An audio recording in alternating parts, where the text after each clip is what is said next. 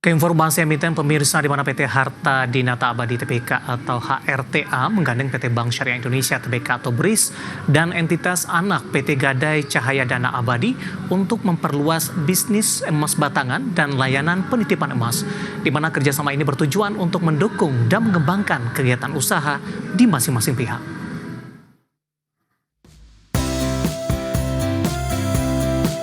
Dikutip dari Keterbukaan Informasi Bursa Efek Indonesia, manajemen PT Harta Dinata Abadi Tbk atau HRTA mengatakan kerjasama strategis tersebut ditandai dengan penandatanganan perjanjian di 3 Juli 2025.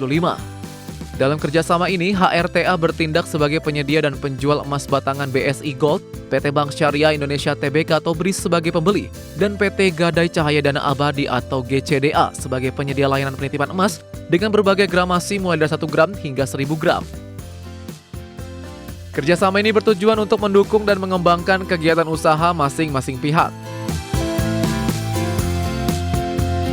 Adapun PT Gadai Cahaya Dana Abadi atau GCDA merupakan anak usaha RTA secara tidak langsung melalui kepemilikan 99% saham oleh PT Gemilang Harta Dinata Abadi yang juga 99% sahamnya dimiliki HRTA. Sementara itu, hubungan dengan BSI tidak memiliki afiliasi maupun potensi benturan kepentingan sesuai ketentuan pasar modal yang berlaku. HRTA menegaskan kerjasama ini bukan merupakan transaksi material sebagaimana diatur dalam POJK nomor 17 tahun 2020. Namun transaksi ini dikategorikan sebagai transaksi afiliasi yang dikecualikan dari kewajiban mendapatkan persetujuan pemegang saham sesuai pasal 6 ayat 1 huruf B POJK nomor 42 tahun 2020. Manajemen HRTA optimistis kolaborasi ini akan berdampak positif terhadap bisnis emas batangan perseroan ke depan. Selain itu, kerjasama ini diharapkan dapat meningkatkan daya tarik produk, memperkuat posisi di pasar logam mulia, serta mendorong peningkatan kinerja operasional. Berbagai sumber IDX Channel.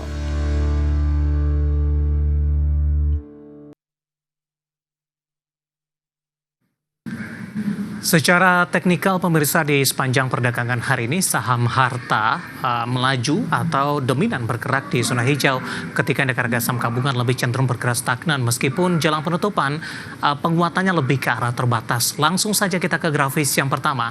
Kita akan coba lihat posisi intraday pergerakan saham HRTA. Dapat Anda saksikan grafis di layar televisi Anda pemirsa, dibuka flat pada pagi tadi di level 585 beberapa menit pasca pembukaan saham HRTA langsung mengalami penguatan HRTA hingga ke 600-an di 610. Pasca menyentuh ke level ini hingga posisi penutupan di sesi pertama pada siang tadi, saham Harta penguatannya lebih ke arah terbatas meskipun di penutupan sesi pertama mampu kembali ke 600. Pembukaan sesi kedua ke 598, saat ini di 595 menguat di 1,71%. Kita beralih ke grafis selanjutnya, pergerakan saham HRTA dalam 6 bulan terakhir pemirsa. Di perdagangan 3 Februari, Harta masih diperdagangkan di level 400-an. Awal Maret sudah menyentuh di atas 500-an, kemudian di perdagangan April kembali tertekan ke bawah level 400-an.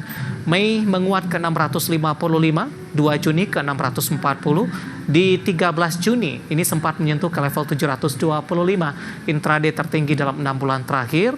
Namun pasca menyentuh ke level ini lagi-lagi di perdagangan terakhir Juni hingga Juli, saham Harta lebih cenderung tertekan dan lebih dominan bergerak di level 600-an dan juga 500-an. Dari sisi valuasi dengan beberapa indikator yang ada, kita beralih ke grafis selanjutnya. Indikator price to earning ratio-nya ada di 4,61 kali, PSR-nya di 0,10 kali, PBV-nya di kisaran 1,11 kali, sementara PCFR berada di kisaran 9,52 kali minus.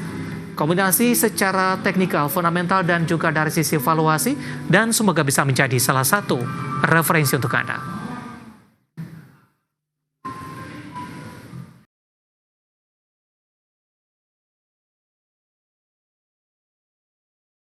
Kita beralih ke informasi indikator perdagangan lainnya pemirsa, di mana nilai tukar rupiah cenderung melemah usai Presiden Amerika Serikat Donald Trump mengirimkan surat ke 14 kepala negara tentang penetapan tarif baru.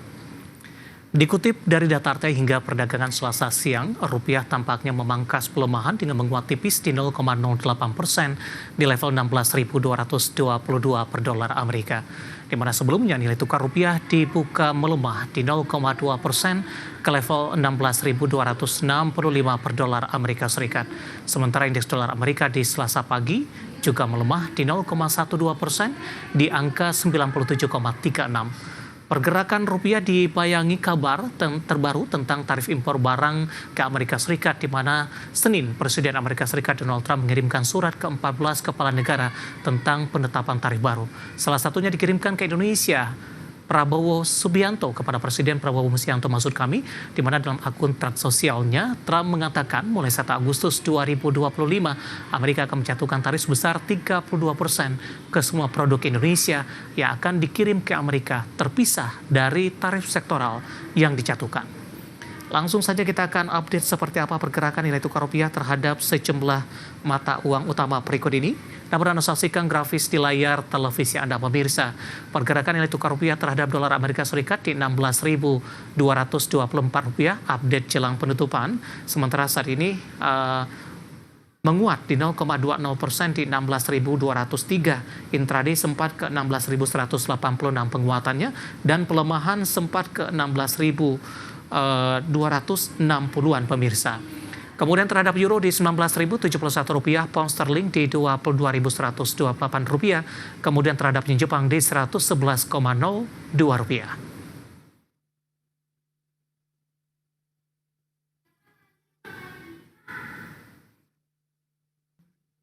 Kita ke topik pilihan pemirsa, di mana Bursa Efek Indonesia mencatat tinggal 4 perusahaan yang masuk ke dalam pipeline IPO saham terbaru usai sebagian calon emiten dicoret pihak bursa karena sejumlah faktor. Sementara itu terkait dengan aksi IPO saham di sepanjang semester pertama di 2025 maksud kami, 14 emiten berhasil mencatatkan diri di Bursa Efek Indonesia dengan total raihan dana mencapai 7,01 triliun rupiah. Bursa Efek Indonesia mencatat tinggal 4 perusahaan yang masuk dalam pipeline IPO saham terbaru. Sebagian perusahaan calon emiten kemudian dicoret pihak bursa.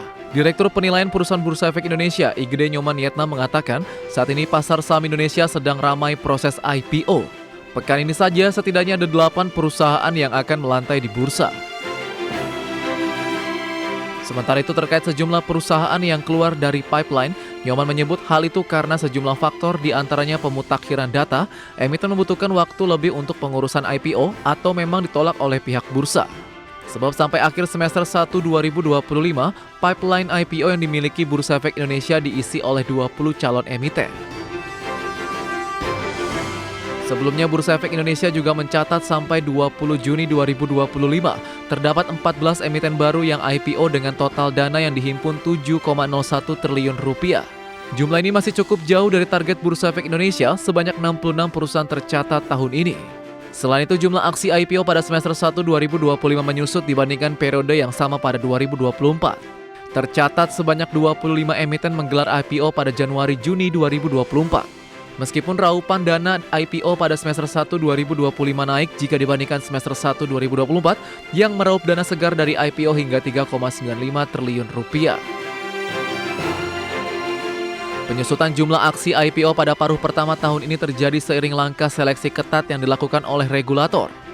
Manajemen bursa menyatakan dalam menyeleksi IPO proses evaluasi dilakukan secara konsisten mengacu kepada standar evaluasi dan regulasi yang berlaku.